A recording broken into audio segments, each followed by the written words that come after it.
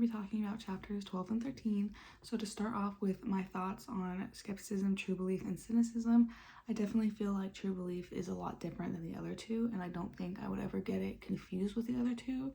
Whereas with skepticism, I used to think that skepticism was a lot more like cynicism than it actually is. So it was good for me to read the difference between those two, because when I hear people say that they're skeptical about something, it just kind of sounds like cynicism. You know, they seem to be overly negative. So getting into clarifications on it, it was just good to clarify. Moving on to the second question on my comments that I was making as I was reading about the two-limb model, the main thing that stood out to me was that the grounds and warrant are separate aspects. I think this is going to be really confusing for me personally going forward, because I didn't explicitly link my grounds to my claim in my speeches, because I felt like this is kind of just an obvious factor about speeches. Like, why are you talking about something that isn't directly linked to your claim? So I never really did this in the past, and I think it might be a challenge for me to identify those two in a smooth way throughout my speeches in the future, but I can definitely see why it's important. So it's definitely something I'm going to be working on moving forward with my future speeches. And another thing about the two-limb model that stood out to me was that there is a qualifier aspect, because I remember in previous chapters it was said that you should not include a disclaimer towards the start of your speeches, because this makes you look less credible and this makes your topic look less credible.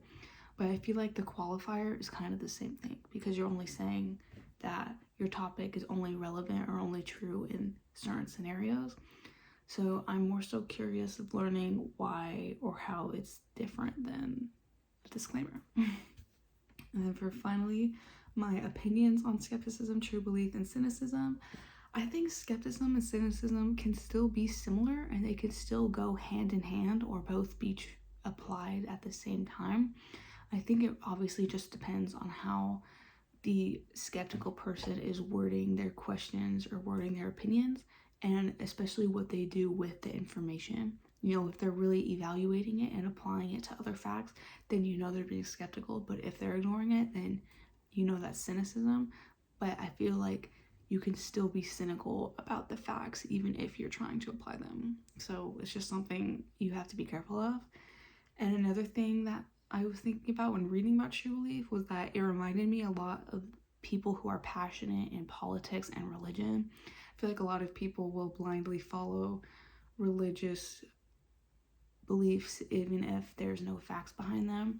And same with politics, people will just blindly follow politicians even if there's no truth behind what they're saying. So those were some of my thoughts when I was reading about skepticism, true belief, and cynicism, and those were my overall thoughts on chapters 12 and 13. Thank you.